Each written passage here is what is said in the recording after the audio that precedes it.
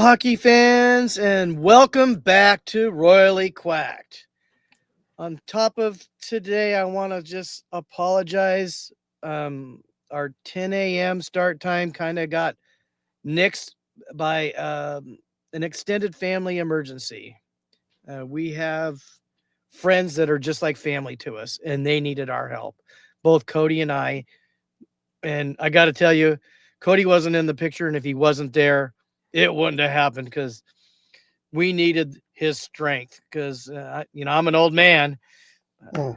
Yeah, he's definitely a big guy. And I know Joanne and Kevin really appreciated us what we did today, and unfortunately, it wasn't close to home, the emergency. So we're sorry we're starting so late, but I hope you've joined us. So. Anyways, it's good to be back in California.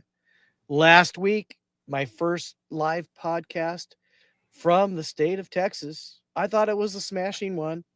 We even had a guest on, not expected. That was not planned. That was And I definitely got not to tell good. you, does Josh have a voice for podcasting or what? I wish Oh I yeah. sounded like that.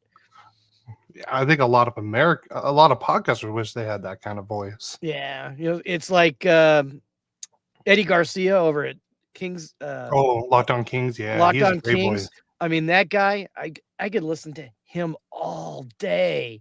And Yeah. I go, I want to actually ask him a question because I know you and I have spoke about this. We spoke about how we really can't stand to listen to ourselves talk.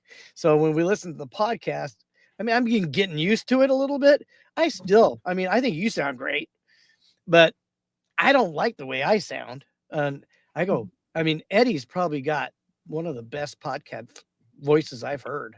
Oh yeah. As far as, it just resonates class and everything else. Elliot does a great job. He's unique. Elliot Friedman, his Yeah. voice, he's unique. He's good.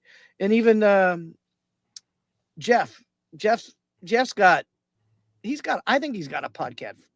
Oh no, Jeff Merrick definitely has a good and even Yeah. Kyle Bukowskis has a good voice. Yeah, I'm getting used to Kyle. I do miss Jeff and Elliot's banter. Yeah. But I have really come to really appreciate Kyle's input after Jeff left and he came in. It took a little while for me to really start enjoying it, but I do now. So Yeah. anyways, I want to get to what, Kings news first? Yep. We'll do Kings news. Let me just slide it up. There's not a ton, but I did add a few things. First of all, last week, Darcy Kuemper was the #1 star of the week in the NHL for the week of March 10th to March 16th. Kuemper had 3 wins, 2 shutouts, and a .987 save percentage and a 0.33 goals against average. And, it was a trade of 2 unwanteds, and I think both guys have flourished at their new homes. Oh yeah. But I would say I think Kuemper's just a tad more important to the Kings than Dubois is to Washington, because Washington just overhauled their team. They overhauled that team, and they've done a great job. Yeah. Now, I know you have the Twitter comments. Yeah. So last week when we talked about the 18 seasons of Anze Kopitar getting 50 plus points and climbing up the all-time leaderboard, and he ranked 42nd in NHL history for total points.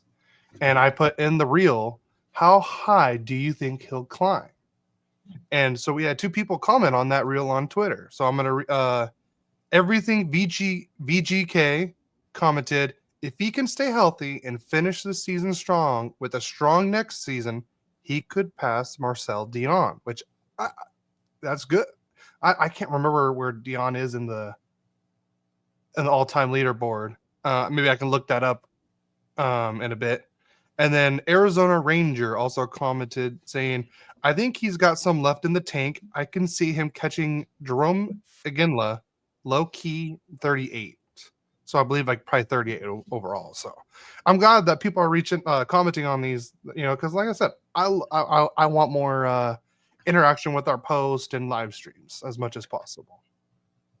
Now, who's the GM that always talks about Kopitar? Remind me who that is. Everyone. No, the one who missed it. Oh, the one that missed it? Yeah, they picked somebody else like 8th. Oh, I think it was the Columbus Blue Jackets. Yeah, I mean, they said, if you redrafted Kopitar's draft, he would have gone second. He would have been a Duck. And he would have been a Duck. Duck fans, you would have been blessed by that, honestly.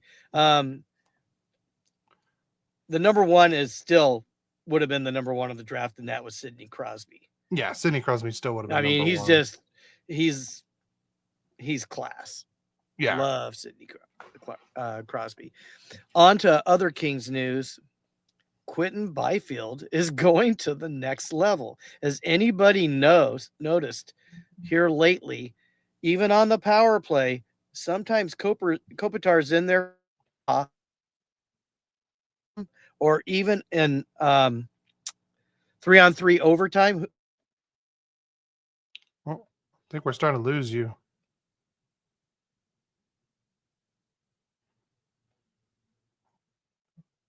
No, what? Dad? Oh, I'm back. Am I back? Yeah, you're I don't back. know what happened. Restart from the very beginning with Quentin Byfield. Anyways, Byfield going to the next level. On the power play, Kopi sometimes takes that draw and then stays out there about 30 seconds, and Byfield's been coming in for him. And also, when we go into 3-on-3 overtime, it's Byfield, Kuemper, and Dubby starting most of the time. And he's gotten 2 overtime goals or 3, I think, this year. Overtime game-winning goals. I think we're starting to see some of the potential for Quentin Byfield. And he's been, according to Jesse Cohen, the minutes leader of forwards here lately. So we might be seeing Byfield, the number one C, maybe going in next year if he can keep this up. Now, the next bit of news, fans, what do you think? Do you think the Kings regret not trading for Brock Besser, Ricard Raquel, and even, I don't know, I never heard this, but even Jonathan Quick as a backup goalkeeper? Do you think the Kings regret that? Now, what I want to say is what the Kings have done. They did pick up Kuzmenko, and even though up until today, Kuzmenko hasn't got a point, but I got to tell you, I think he's making a difference. He's in there fighting for the pucks. He's made some great passes. He should have some points. It just hasn't happened yet. So yeah. I'm not disappointed with Kuzmenko. I think he gives that bit of energy like Laferriere did to the number one line, and even Turcotte. But I think him going up there, being a NHL veteran, has really, and the Kings have been winning almost every game he's played. I think he's only lost once, maybe twice. I think he's like 7 or 8-2 since they picked him up. Anyways, so I'm not regretting not picking up those other guys. And I think Besser's a free agent, right? So we can get him next year. Yeah, he will be a UFA at the end of the season. What would you think if it was the number one line of Byfield, Fiala, and Kuemper, and then you could put Besser on a line with Kopi and Laferriere or whoever else? I mean, that number one line, that would be wicked. That would be something.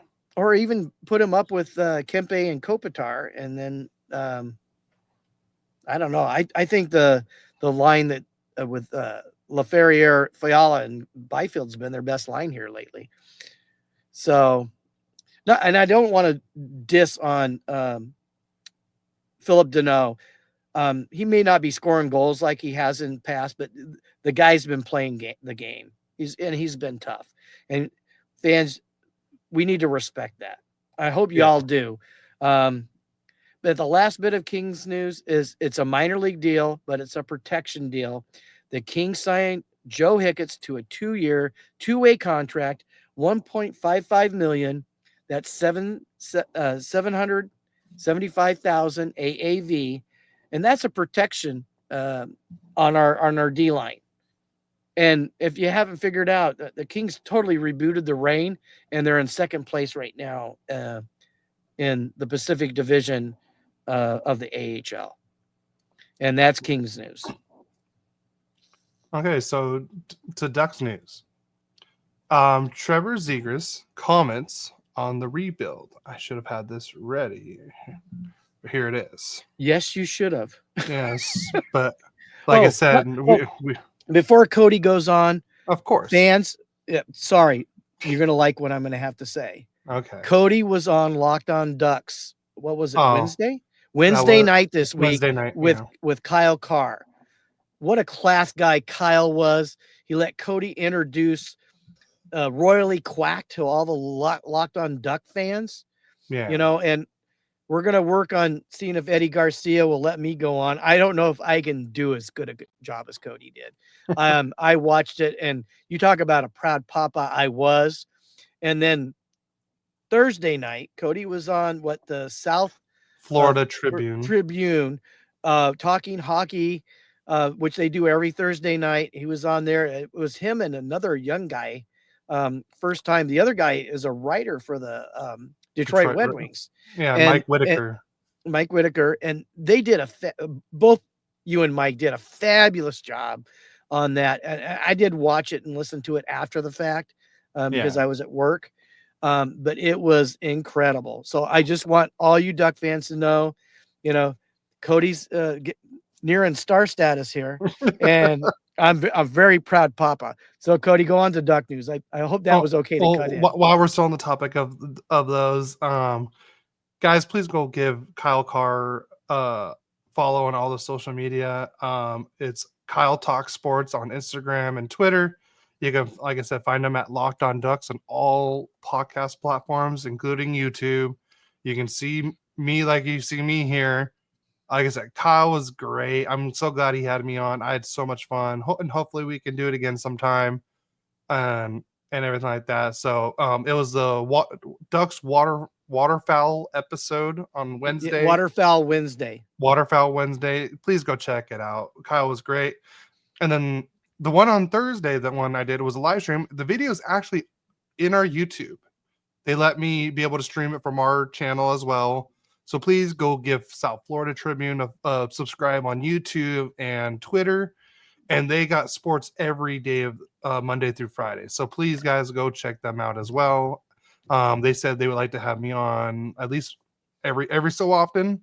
So we'll see how. Hopefully that I can hop on there again. But guys, go give them all a follow. Go listen to their stuff. It was so much fun. They even have on the live stream one, the South Florida Tribune one, they even have a guy named Mike Santos, I guess, on there usually every Thursday. And he used to be an assistant general manager for the Panthers and the Predators. And there was another team. I just can't remember the top of my head. So, but unfortunately, he wasn't there when I was on. But hopefully one day I can talk to him because I think that would just be great. So, back to Ducks news about the Zegras comments on the Ducks rebuild. He said, "We've never been in a situation since I've been here. This is the furthest into a season that we've had in quite some time, or as long as I've been here. It's hard to complain with the situation you're in. Obviously, we expect a lot more out of ourselves, and we want to be winning these games against these teams in our division. It definitely stings losing all these games won by one goal. It feels like, but like I said, it's like building off the previous game, and we got a lot of the guys in here that are very young, and regardless of how many games are left in the year, there's obviously a whole new season next year, and just try to build and keep going." So, like I said, it's great news that he's, this rebuild looks like it's turning over finally. So hopefully, this carries on for the rest of the season and into next season. Well, Next, by this time last year, weren't they not already knocked oh, out of the yeah, playoffs? So if not, it's been a win season for the Ducks. They have yes, definitely improved. yes, So somewhat. okay, they're Yeah, not a playoff yes. team yet, but yes, one thing is to That's get not what I. better every year. That's not what I meant. But yeah. Okay. But this is the next big news. Anaheim Ducks have recalled Stan Solberg from Farstead BK of the SHL. He will be reporting to the San Diego Gulls. His Farstead team in the SHL was in the quarterfinals, but the word is the 19-year-old's ice time has been cut in favor of older players or recent acquisitions, and Verbeek wanted him playing. So he's like, well, if you're not going to play him, all right, come on over, Stan. Like I said, I forgot who I told this to.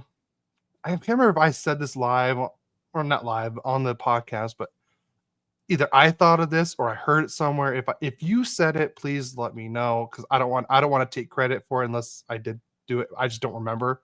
I thought of the perfect nickname for Solberg, the Norwegian Nightmare, because there's just saying he's just like Radko Gudas, just with more offense. I like it. Yeah. So I hope I don't want, like, if they came up with it, then yes, it's yours. But if not, then yes, it's mine. Well, I just couldn't remember. That's who the Kings wanted. I know.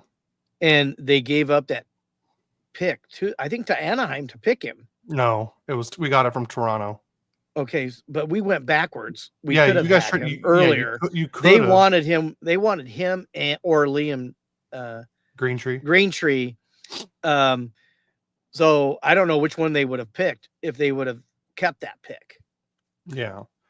But they figured they could get one of them where they picked at 26 because they traded the earlier pick. Yeah. To go move back to the 26th, and then they got Corder George. Okay, remember, this is Ducks news. I know. Ducks sorry. News. All right. You got a lot more news though. Yeah, but you're interfering. It's not fair. I didn't interfere. I didn't talk about Ducks during yours. You've already had like an hour and a half of podcast time without me. I'm sorry. I'm trying to grow our podcast here. Sorry. Anyways, next bit of news. Even though this isn't true anymore, but it was funny when it did happen. Nikita Nesterenko I'm going to change that word to had 4 NHL goals. Now he has 5, but his first 4 NHL goals were all against the St. Louis Blues, and not just the St. Louis Blues, but Jordan Bennington. So, wow. But now he has officially scored against a second NHL team, which when he scored in Dallas. Oh, spoiler alert. But I thought that was a little fun to talk about that. And then here's something that's really a great story right here. Will Francis. He was the 163rd overall pick by the Anaheim Ducks in the 2019 draft. That was the same year as the Trevor Zegras draft.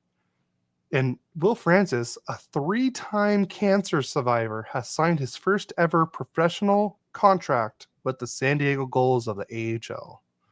Will Francis played 4 seasons at the University of Minnesota Duluth in the NCAA from 2021 to 2025.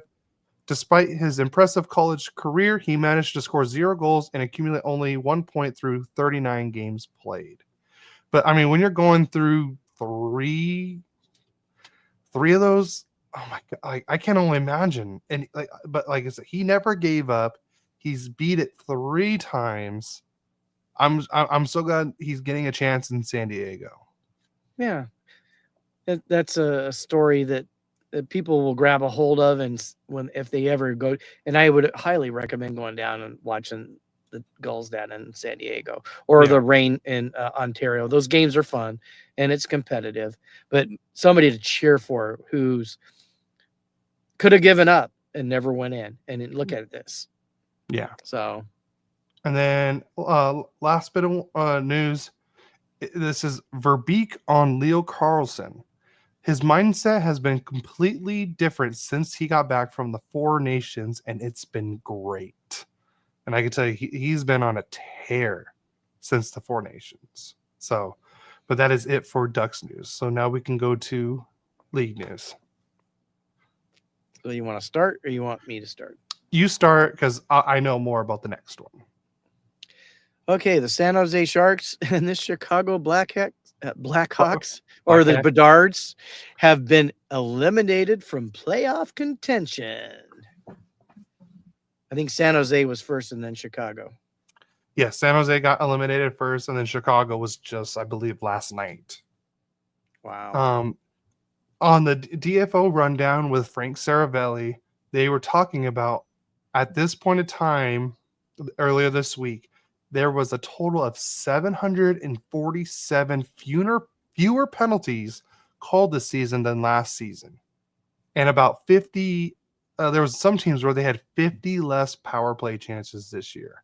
But then during the general manager meetings that they had, I believe Saravelli talked to one of the main referee guys, and they're like, yeah, like there may be a lot less, but the missed calls is not. There's no decrease in missed calls. So that should just tell you, like, maybe the game is getting better all the way around. Like, less mistakes, more hockey. So, Sounds good. yep. Rangers and ex-King Arthur Kaliev is out for the rest of the season due to an upper body injury. And unfortunately, that's been a big problem for Arthur throughout his career. Yeah. Injuries have really slowed him down. So I still wish him luck. Yeah. I wanted to see him succeed. So no, I wanted the Ducks to actually pick him up too. Yeah, because he's a sniper. Yeah. He just needed a new scenery. No, he did. So 100%. All right, next bit of news. The Penguins and the Nashville Predators will be facing off in the 2025 Global Series at the Avicii Arena in Stockholm, Sweden. The games will be on November 14th and 16th. So, wow. so it's not to start the season. It's like kind of in the middle, or in the beginning, but not like right away like it normally is. So, and then Okay, you got the next one. Could Utah be down to 2 team names? Yeah. So right now they're down to the Hockey Club and Mammoth. They're working on the whole legal side of everything now. Dun dun dun. Yeah. It's Mammoth. I hope it's Mammoth. Everyone that's listening, which one would you prefer, Mammoth or Hockey Club for Utah? Put in the comments. Let me know what you think. All right, next one. Sidney Crosby scores career point 1,679, and Crosby surpasses Wayne Gretzky for 4th most points with one franchise in NHL history. Maybe one of the reasons he stayed in Pittsburgh and signed that 2-year deal. I mean, there's something. I mean, loyalty's something. Yeah. You don't. In a lot of ways, you're not seeing it with a lot of things like basketball. You're just not seeing it much anymore. They're always bouncing around to one team or another. I think it's kind of cool when a guy stays with the team like Kobe's been, and like Dustin Brown, stayed their whole careers with one team. I mean, I know it's not always your choice, but I think it's cool when it is. Yeah, for sure.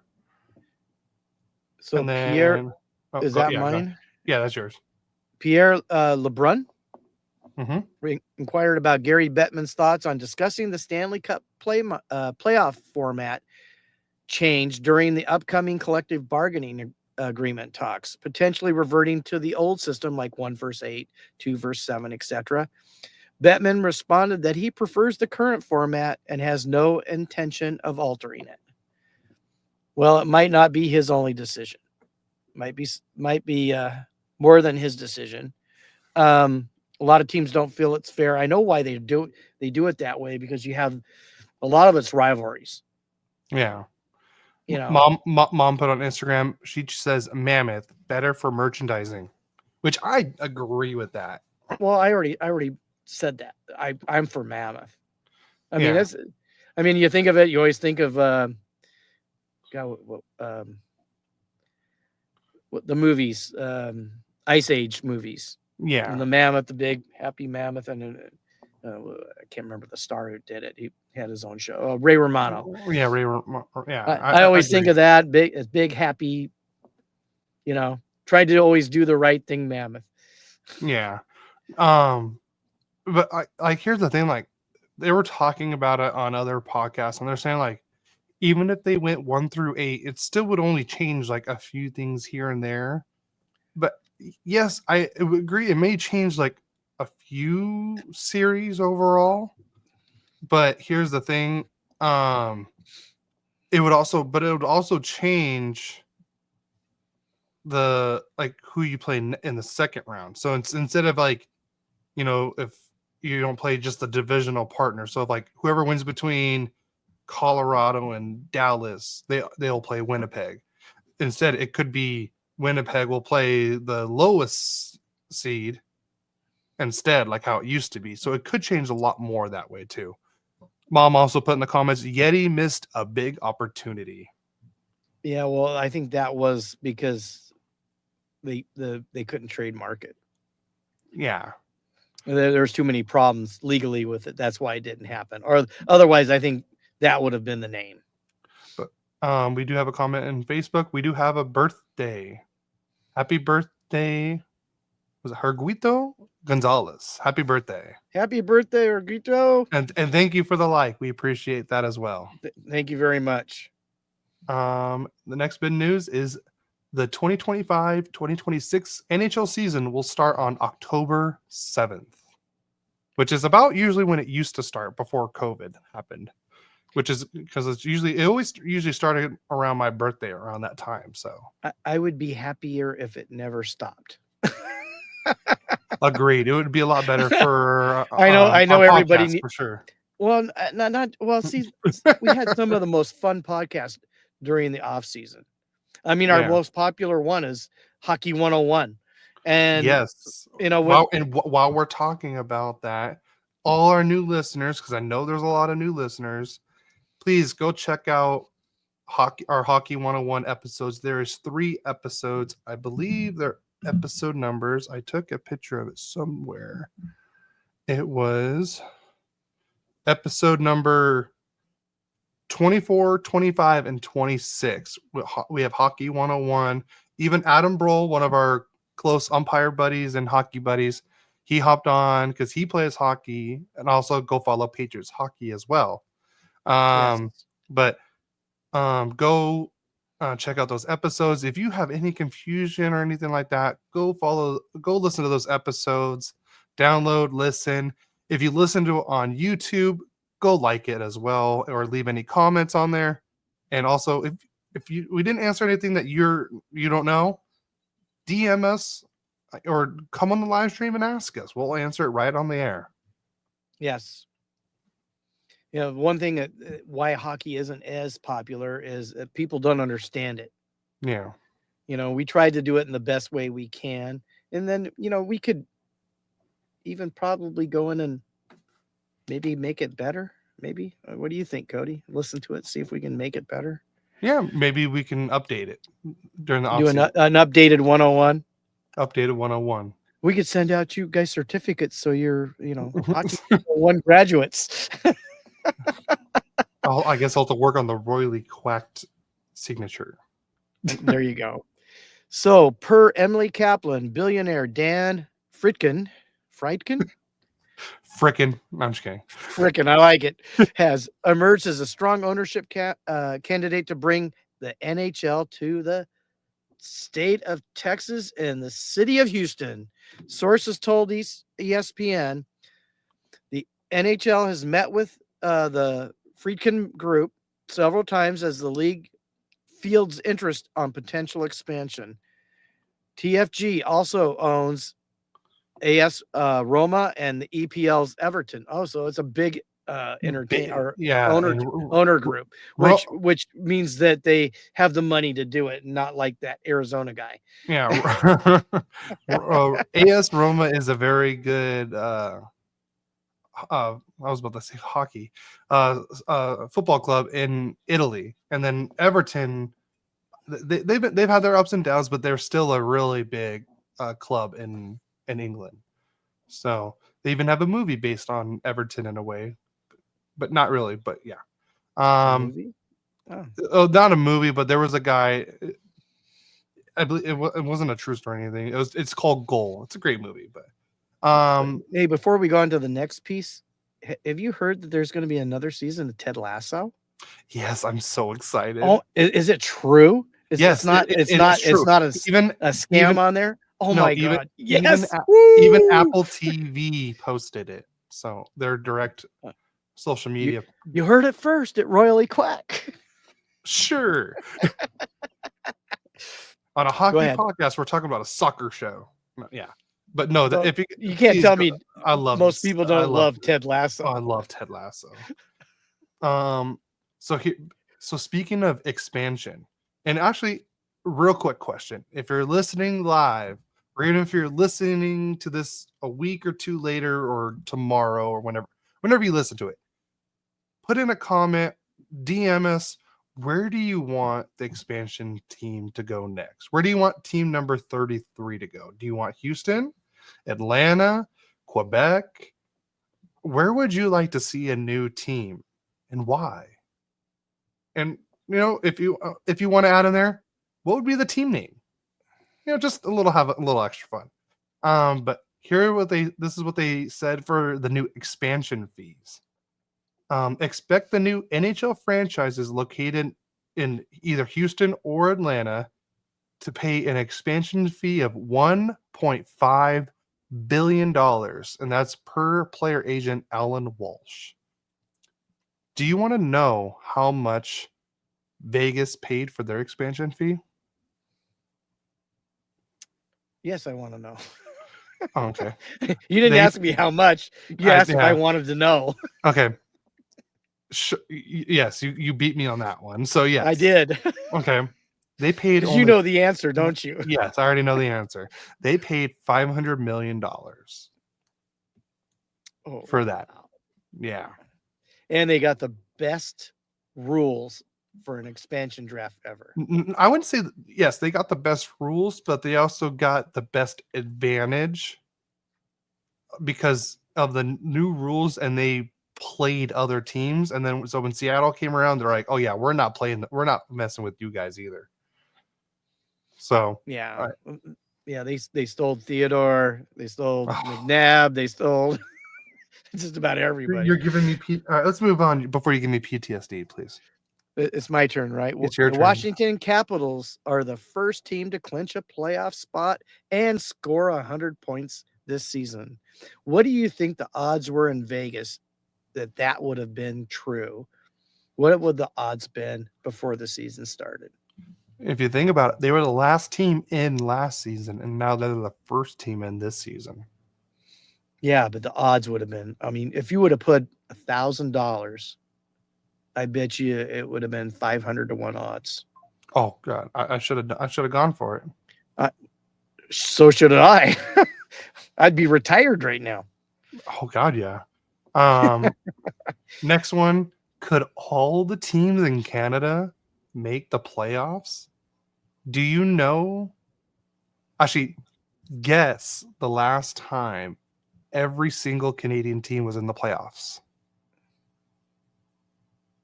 And if you guys know on the stream, comment on YouTube, Twitch, Instagram, Twitter. Okay. X. I'm not gonna give my answer because I really don't know. I had a guess though. I'm gonna just tell you this: it was before I was born. I was gonna guess the year you were born. That was gonna be my guess. 1986 was the last time. Say I thought 92. For some reason, 92 came in my head. I don't know why. Yeah.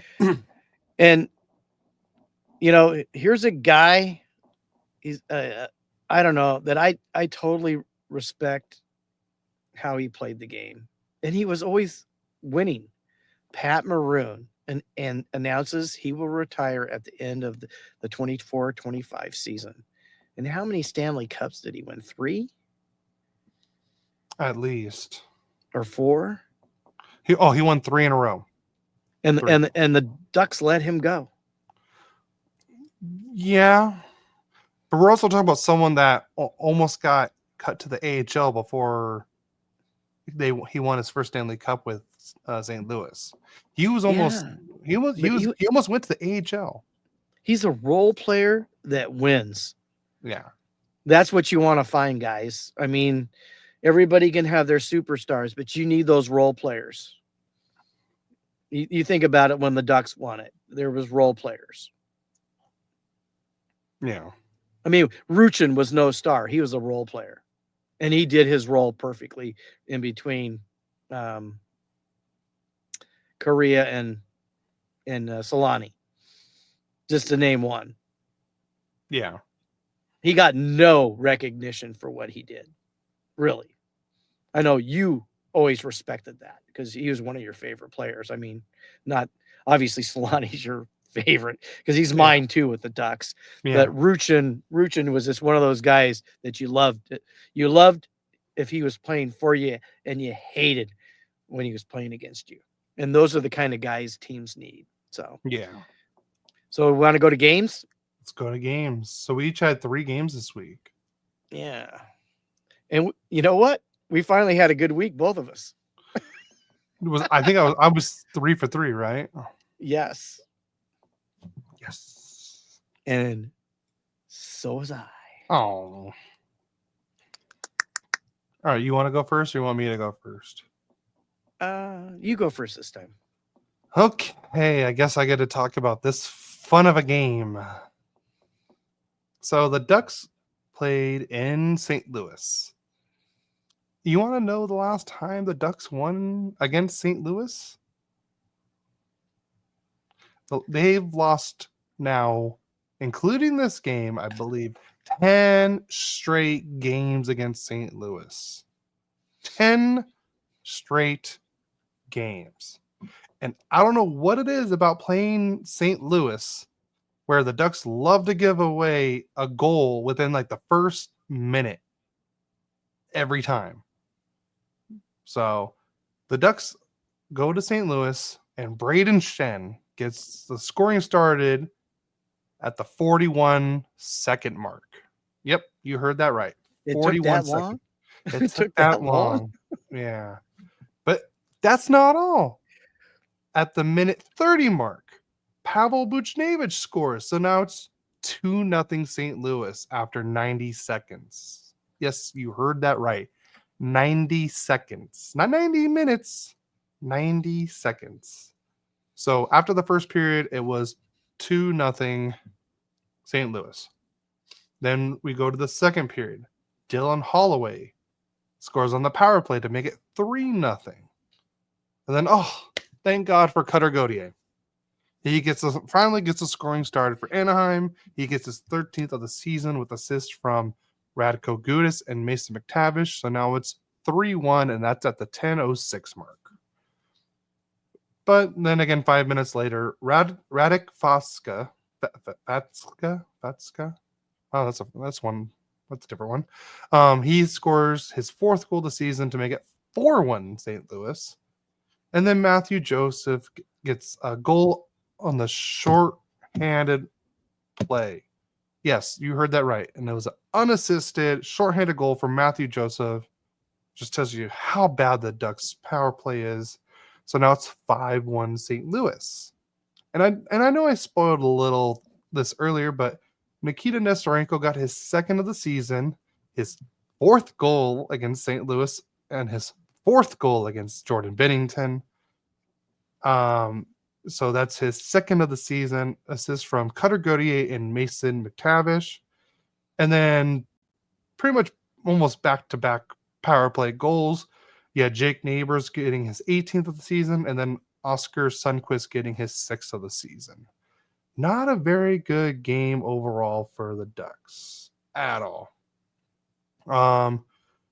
Key moments of the game, I would say, the Ducks faced a very challenging start, conceding 2 goals in the first 90 seconds. But luckily, like I said, Cutter came back in the second period with that goal pretty much halfway through the game. But then Trevor Zegras had a very critical breakaway opportunity in the second period, but it was denied by Jordan Bennington. The end of the game, the Ducks defense struggled to contain the Blues' aggressive forecheck and quick transitions. The early goals by Shen and Buchnevich set the tone for the game. But the Ducks' inability to capitalize on the power play opportunities and their penalty kill struggles were significant factors in this loss. Despite the loss, young players like Gautier and Nestorenko showed promise, contributing to the team's offense. 3 stars of the game, and I highly doubt you'll see any Orange Country players, is Dylan Holloway was the number 3, Kairu was number 2, and Braden Shen was the number 1 star. Oh, thank God I'm done talking about that game. Your turn. Well, you know, it's funny is St. Louis, a weird way to get a player is to offer sheet. They did 2 offer sheets last year to Holloway and Broberg, and both of them accepted and left the Edmonton Oilers. And both guys have had a great season. So St. Louis, what a great job. Yeah. I mean, an unusual way to get a player, not just 1, but 2 from the same team. I just want to throw that out there if you guys did not know that. So I thought whoever, what's the general manager's name over there? Where? In St. Louis. Oh, Doug Armstrong. Armstrong, that was a brilliant moves from him. Oh, yeah. Not only that, you hurt the Oilers and you helped both the Kings and the Ducks. And thank you for that. And let me go to my Ducks too. True. Let me go to my first game. And this was a barn burner. That's a lie. You want me to go to the scoring? I have to go to overtime to get the scoring. This is a quick one. In overtime, Quentin Byfield gets his 17th at the 3:20 mark to give the Kings a 1-0 victory over the Predators. And the Predators somewhat have kryptonite for the Kings. Everybody else, you know, they've been getting slammed by everybody. The Ducks have slammed them a couple times. But against the Kings, they play well. This game, no scoring for 3 periods. Let's go over the stats real quick. I mean, but it was Byfield 17th, from Kuemper is 27th, and Brandt Clark is 23rd. And one thing I got to tell you, I am so glad that Hiller has decided to let Clark play again and not be a 7th guy he's our future. He's our leading defensive scorer of the year, and you were not playing him. And I just think that was not what should be the game plan. Anyways, so let's go to the stats. The shots on goal. Actually, Nashville outshot us 24-21. The Kings 55-45 on faceoffs. Nashville 0 for 2 on the power play. Kings 0 for 3. Hits 26 by Nashville, only 18 for the Kings. Block shots 21 for Nashville, only 9 for the Kings. And the giveaways, the Kings 17, Nashville only had 13. Takeaways, Nashville 8, and Kings only had 5. And when you really think about that, how did the Kings win that game? Other than the faceoffs, they were basically dominated by this team that's not even close to the playoffs. Let's go to the 3 stars of the game. The 3rd star was from Nashville, and that was a Noonan, the goalie, 952 save percentage and a 0.95 goals against, because it went to overtime. The number 2 star, which I think I would have probably made him the number 1 star, was Darcy Kuemper. He had a shutout. And then the number one star was the scored the game winner. And he's the up and coming superstar for the Kings, I'm hoping, because I think he's the key for us to go to the second round at least. Quentin Byfield with the game winning goal. Now on to your next game, Cody. All right. So the Ducks play in Dallas. And here's the thing I don't get. When we played in Dallas last time, we were wearing the orange helmets with the white uniforms. And we totally dominated that game.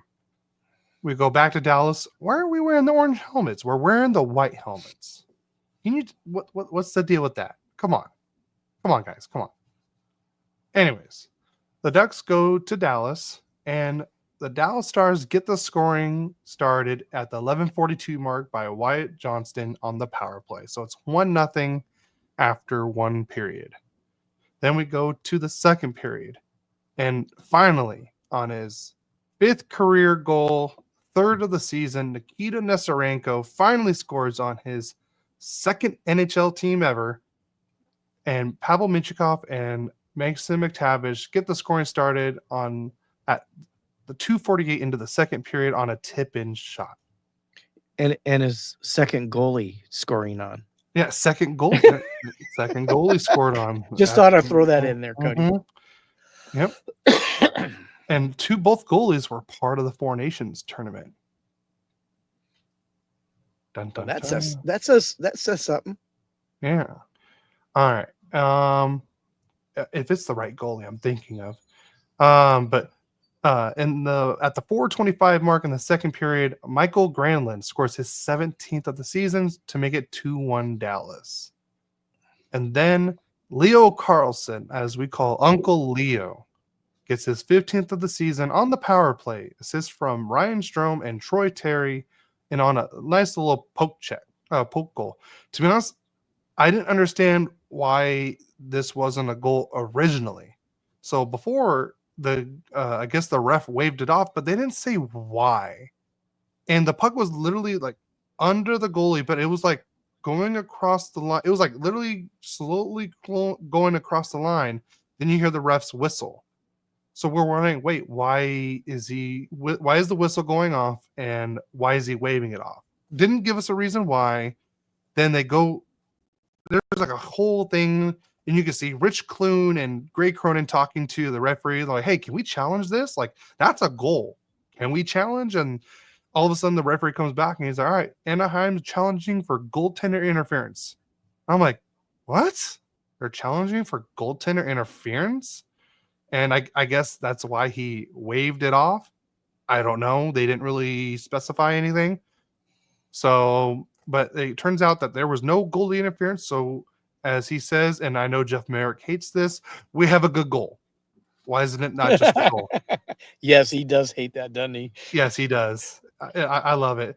So, isn't every goal a good goal? That's exactly what he said.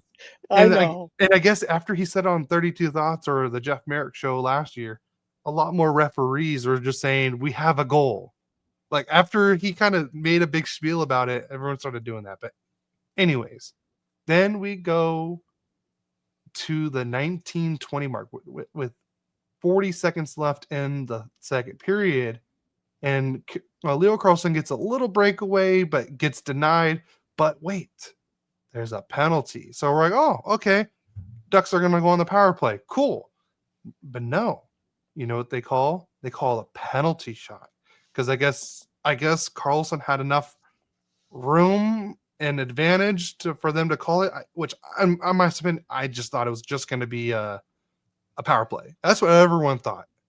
Brian Hayward and John Allers, they all thought the same thing. So, but nope, he gets the penalty shot.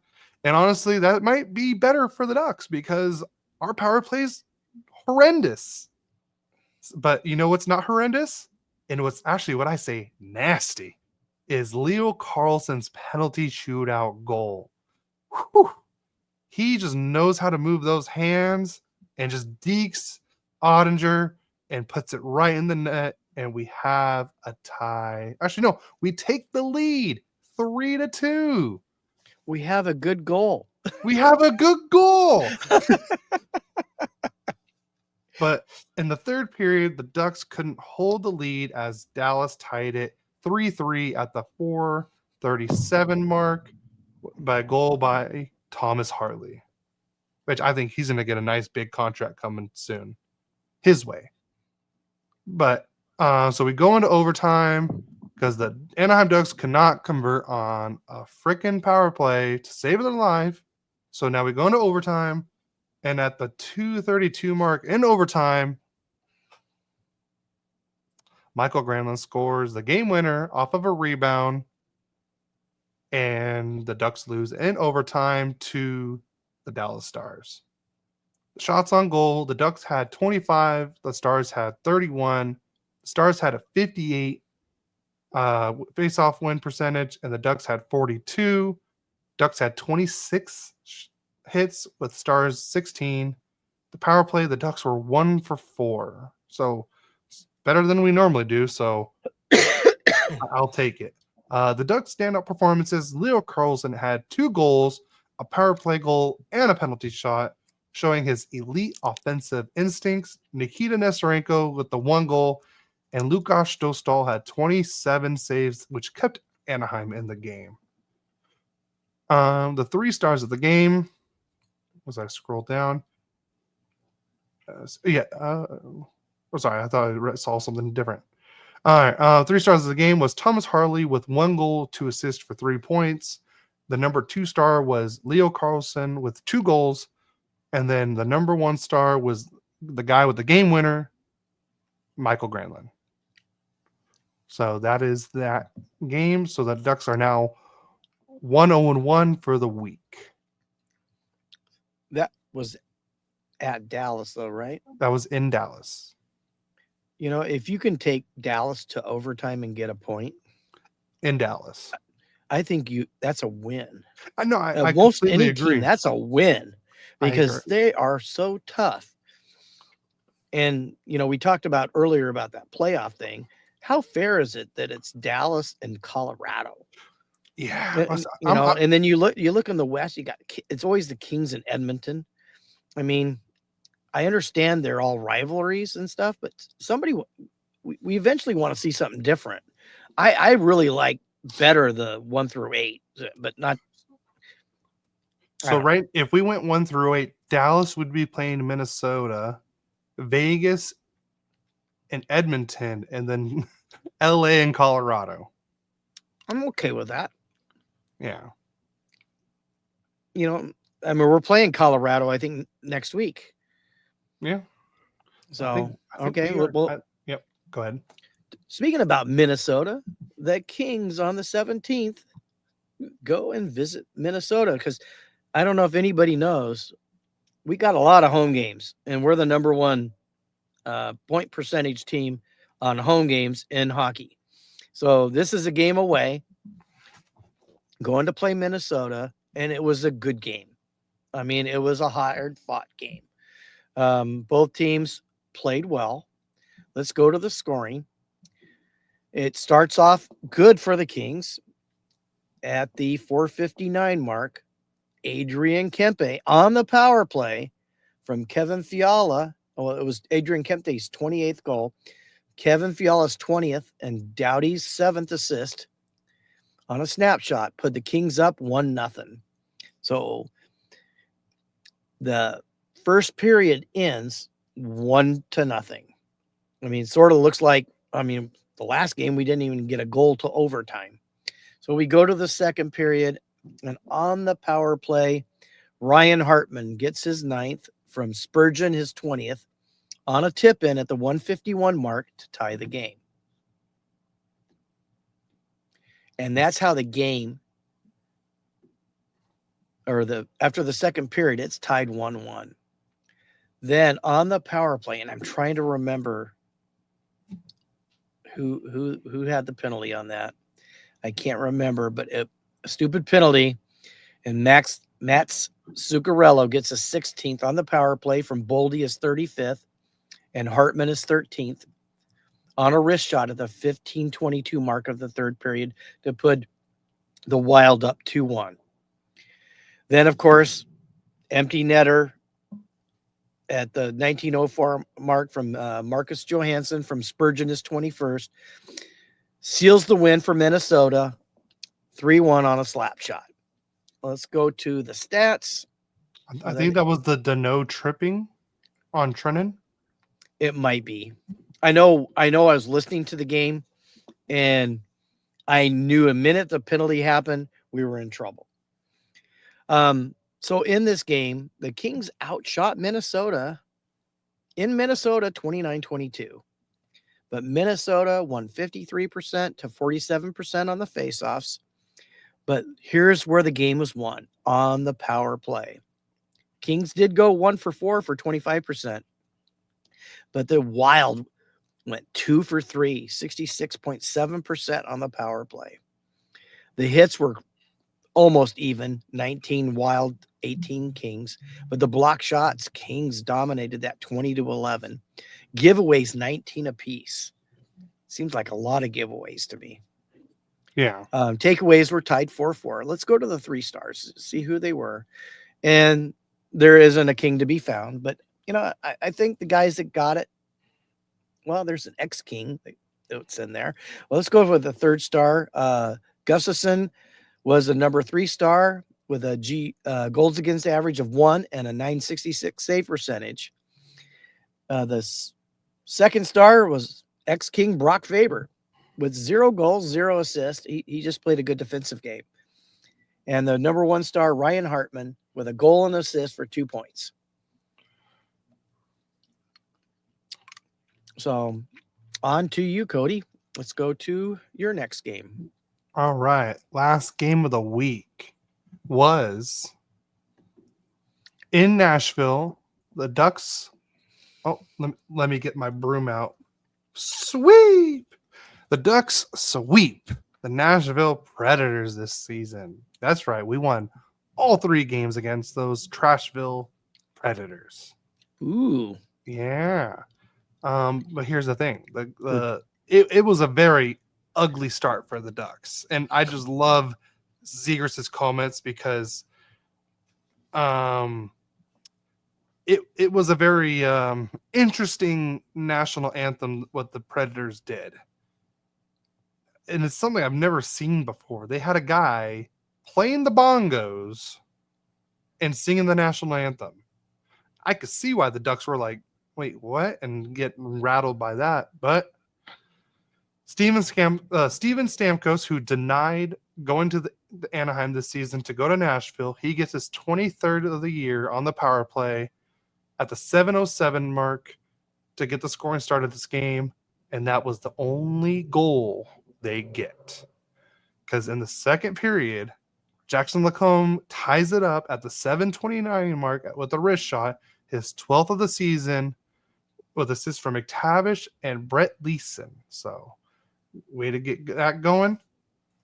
And then Troy Terry added another goal, showcasing his offensive ability. It's 19th of the season, assist from Zegras and Mintikov, and to make it 2-1 Anaheim at the 13:19 mark on a wrist shot. And then an interesting way how Zegras' goal is credited here. Zegras gets his 8th of the year assist from Hellison and McTavish to make it 3-1 Anaheim at the 15:36 mark on a bat shot.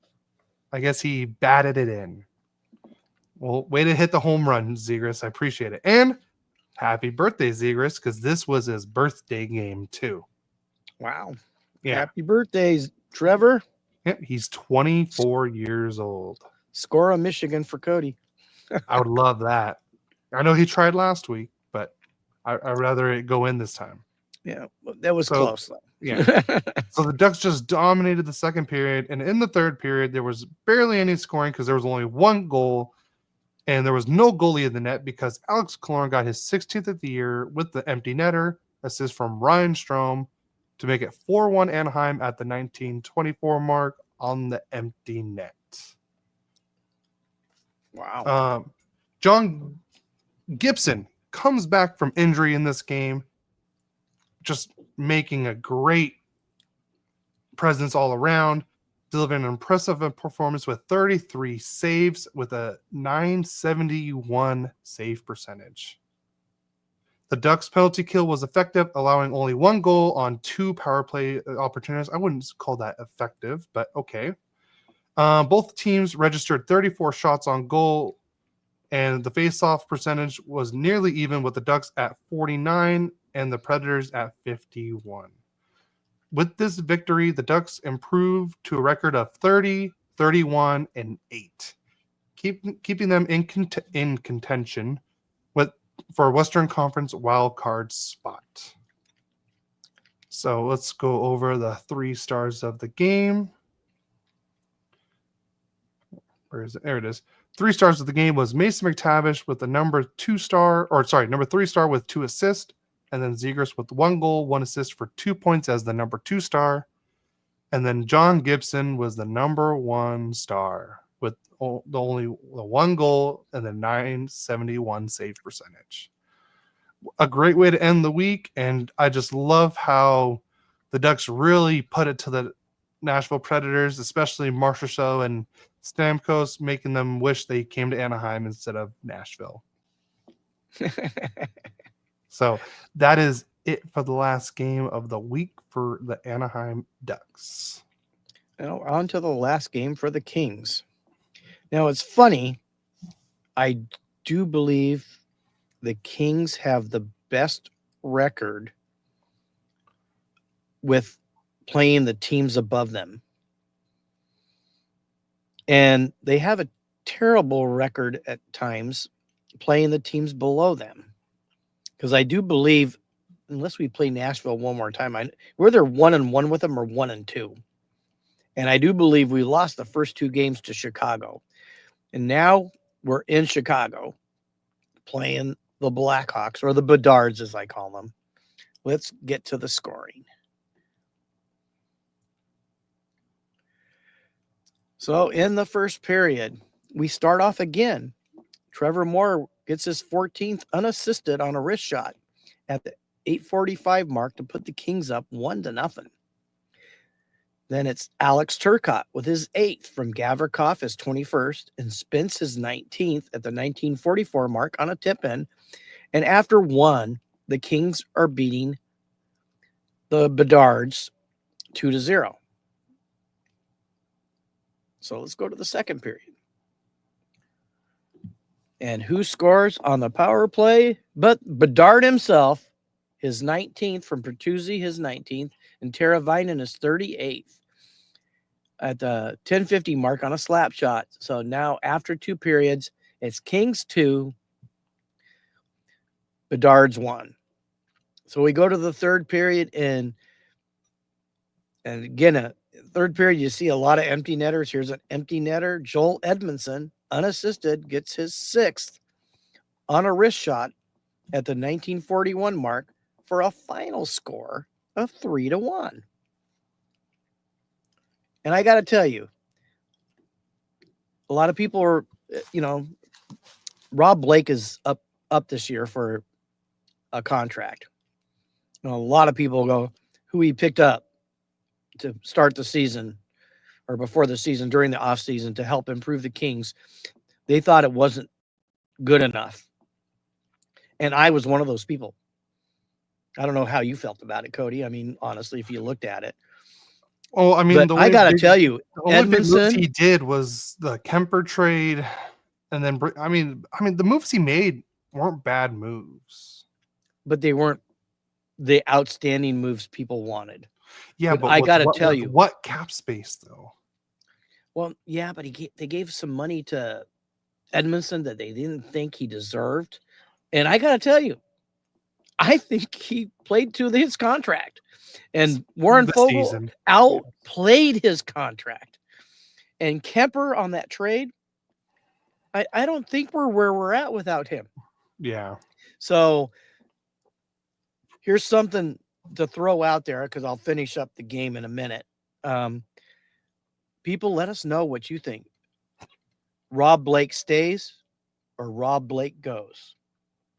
You can do it now. You can email us. You can Instagram us. You can TikTok us, or I'm not really great at all these things. Facebook us, whatever it is, TikTok let us us. know. What?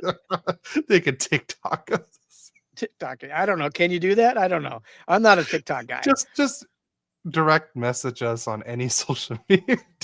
Yeah. Well, then you had so that. Oh, Let's go to the stats. Kings outshot and outplayed Chicago 33-17. But in the faceoff circle, they lost 52-48. And again, the Kings power play, which is something they really need to get improved, is 0-2. If they want to go farther in the playoffs, they got to get a power play. Chicago was 1 for 4. On hits, it was 22 Chicago, 19 Kings. Block shots was low for both teams, 10 for the Kings, 8 for Chicago. Giveaways, Chicago had 15, Kings had 11. Takeaways, they had 7, we had 3. Let's go to the 3 stars of the game. Connor Bedard of the Chicago Bedards was the 3rd star with a goal. Quit laughing, Cody. Trevor Moore was the 2nd star with a goal and 1 point. And the 1st star was the game winner, Alex Turcotte, with a goal. So that's the end of the games. I hope you guys got that all updated. Are we going to go to predictions now, Cody? yeah, we can go to predictions. Oh, so what I wanted to tell everybody is, unlike the last 6 weeks, Cody and I, we both went 3-0 this week. So I am at 31-28. Cody is at 28-32. So the gap that used to be like 10 or 11 between us is really small now. And we've done a better job because, man, we went through a bunch of weeks where we were both terrible, like 0 for 3 or 1 for 3. I really had a horrible last 6 weeks. So it's nice to go 3-0. I've been like here and then here and then here and then but more down here. Oh, do we want to do players of the week first? Or do we want to go to the predictions? We can do players of the week. Well, you're up first. Who did you pick? All right, my Ducks player of the week, and I know we discussed this earlier, but I'm going to go with Uncle Leo Carlsson. Just that big performance he had in Dallas. He's looked good every game. You could just tell he looks a lot more comfortable out there now. Ever since the Four Nations tournament, he looks like the number 2 pick that we got. So Uncle Leo is my player of the week. Okay. It was between 2 guys for me, but he was the NHL's number 1 player last week, and he went. I mean, the Minnesota game wasn't his fault. I mean, it really wasn't his fault. He only gave up 2 goals. We got to score more than 2 goals to win a game most of the time. But Darcy Kuemper is my king of the week, with Quentin Byfield trailing once again, which earlier this year we were concerned if he was going to mature. It looks like whatever Hiller's been doing in practice with him, he's becoming the player we expect. So now, do we want to go predictions for next week? Yeah, let's do predictions for next week. Because we're playing 3 of the same teams. We are playing the same teams. Yeah, well, we're playing a 4th team. You're not. Yeah. So I have the Kings beating Carolina 3-2. And then Cheater. Sunday. No, I'm just kidding. You already had that on there. That's what I thought it would be. I mean, know. The Kings have been hot, and Carolina's coming in at our home game, and I'm trying to let it pop in my head who should win, who I think should win, instead of trying to analyze it. That's what I've been trying to do here lately, and it's been working for me. And then tomorrow we play the Bruins. I have us beating the Bruins 4-2 at home. And then we play Tuesday. We play the New York Rangers. I have us beating them 5-3. And then we go to Colorado, and we just struggle in Colorado, and I have Colorado beating us 5-4 on Thursday. So I have the Kings going 3-1. It's up to you now. All right. So we play literally the same first three teams. The Ducks come home and play against the Carolina Hurricanes. I'm going to say a 4-2 loss to Carolina. Because I'm pretty sure after they lose to you, even though we kind of already know that part now, they're probably going to want revenge, and it just usually never happens good for the Ducks on that one.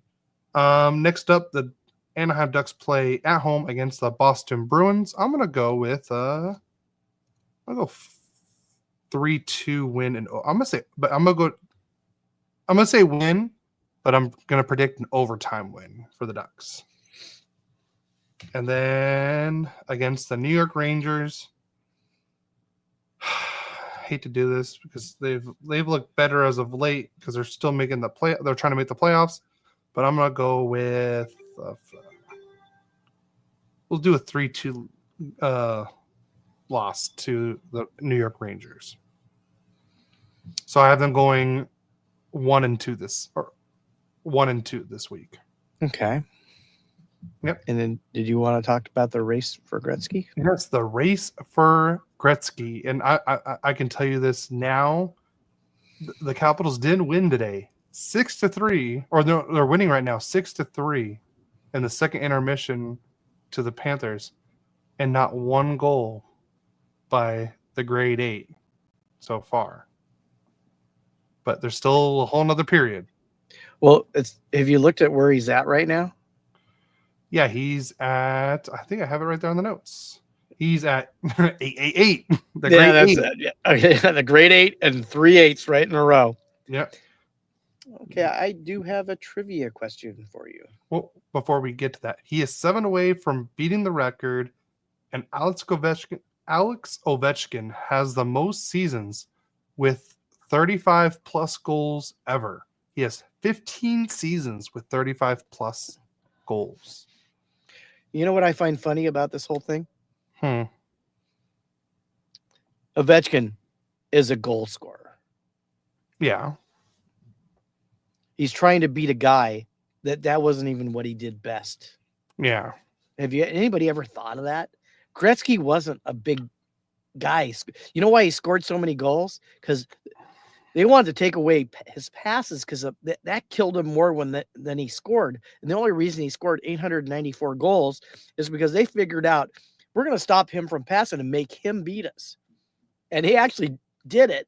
Yeah. But it wasn't his best attribute. It was his passing ability. And I just find it funny that, it's taken a long time for someone to even get this close to him. Yeah.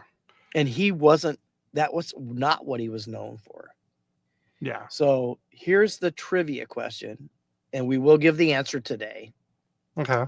Which team holds the record for most goals scored in a game? The record? Team and how many goals? Team and how many goals? Yeah. How what's the time frame? Like, let me tell you when it was, because it's going to make it easy for you. It'll knock it down to 6 teams. 1920. 1920. I'm going to go with 17 goals. And what team? The Montreal Canadiens. Well, you got the team right. Ooh. But all right.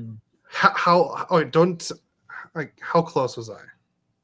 Hot. Very hot. Do I need to add more or subtract more? Well, that's going to give you the answer. So more 15. You're still hot. 16? 16 goals by the Montreal. I was off by 1 goal. That was incredible, bud. I got to tell you, I'm impressed by that. I had no idea. I looked that up. It wasn't something like I had in the back of my head. Yeah. So hope you guys enjoyed the trivia question, and hope you enjoyed the podcast. Yeah. Yeah. Don't They, forget they, to oh, go ahead. don't forget to go on to Waterfowl Wednesday and either on any podcast platform or on YouTube and actually see Cody and Kyle talk. Mm-hmm. But I got to tell you, I was a pretty proud dad of my kid. He did such a great job with Kyle. I mean,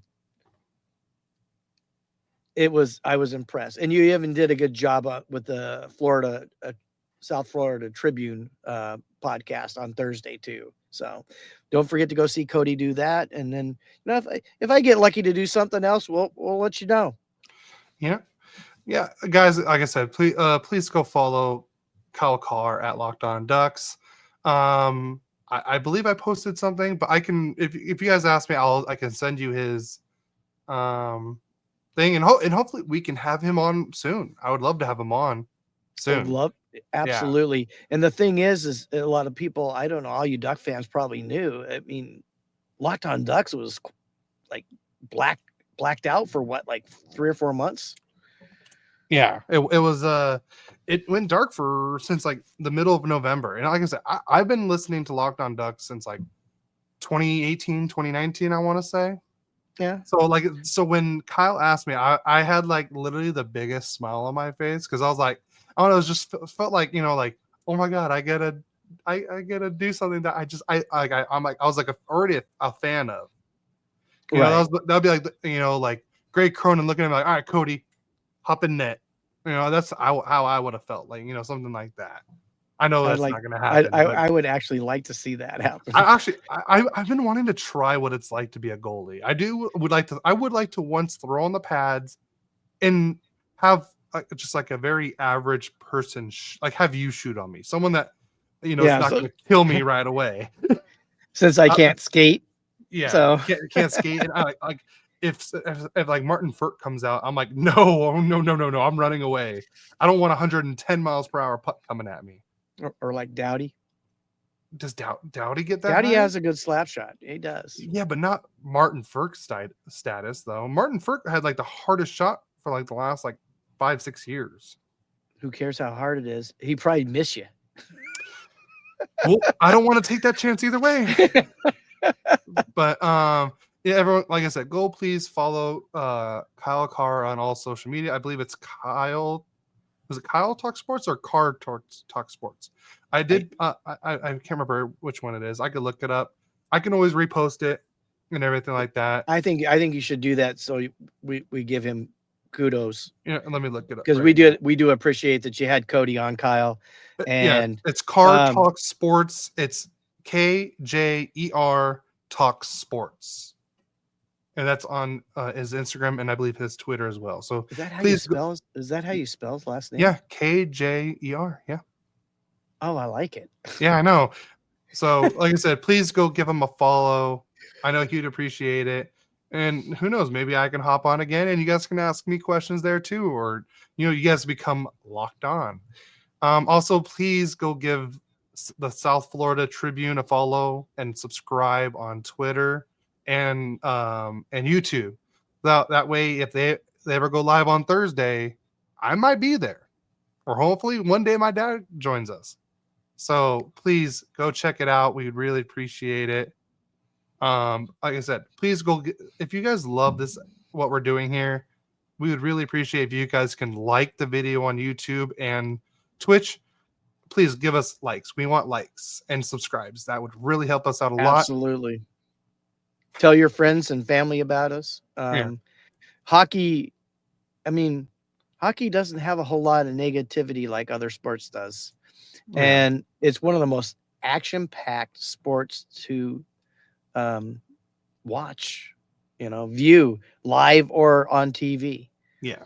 Once you get used to where that tiny puck is, if you keep doing it, it becomes easier and easier to see. And that's usually what drives people away, is they can't follow the puck because it moves fast. Well, if you watch where everybody else is going, chances are the puck is there. Yeah. Also, please leave us a review or a rating on Apple and Spotify. We'd really appreciate on there. And go download. If you guys are just audio listeners, please download the episode and hit us up from time to time if you guys have any questions about anything. And last bit is follow us on all social media at Royally Quacked on TikTok, Twitter, or X, Instagram, Threads, and everything. We do have Gmails too. And do please, if you have an email, you can send it at royallyquacked@gmail or my dad's at Gary.royallyquacked@gmail.com. And we got, before we head out, we do got two more comments from Facebook. We got Frankie saying, "I have a question. Why haven't you guys become Yankee fans yet? I'm waiting." Well, I'm sorry to disappoint you, Frankie, but you're going to be waiting a long time before I'm a Yankees fan.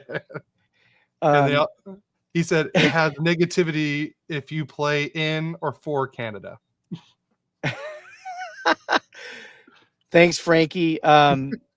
Appreciate your love for your team, but we're both big Angel fans, to be honest with you. But I love your passion that you have. So I never lose that, because I know that's why people love you. So other than that, I'm ready to get out of here, Cody. What about you? Yep. But before we head off, everyone, please go on the link tree and go follow our network at Elite Sports and Entertainment Network. We got a daily show, the afternoon show at 2:00 Eastern Standard Time. That's right, I said Eastern this time. And guys, they get talk everything about sports. Go comment, go have fun, and go tell Frankie that no, we're never gonna be Yankees fans. And he says, "Pops, I know secretly you love the Yankees." So, everyone, I always loved Mickey Mantle. Mickey Mantle was a hero to me when I was a kid, Frankie. So, I mean, it's not total hatred, because other family members don't like the Yankees, but as a kid, I loved Mickey Mantle. And what a star he could have been if his knees would have been better. He might have been the all-time best ever. So I still have in a certain way a love for the Yankees. And you know what? I also like oh god, why can't I think of his name? I think the only time I've rooted for the Yankees was in the movie The Scout with Brendan Fraser. Oh, that was a great movie. Yeah. But didn't he strike out 27 guys? Yeah. So, all right, we are running a little bit long, so let's get out of here, so that way everyone's gonna enjoy the rest of their weekend. Yes. So love you guys. See you next week. We'll try to be right at 10 o'clock this time. Hopefully, no family emergencies ruin that. And 10 o'clock. I'm gonna say Pacific time. Yeah, 10 a.m. Pacific time. Go Kings, go!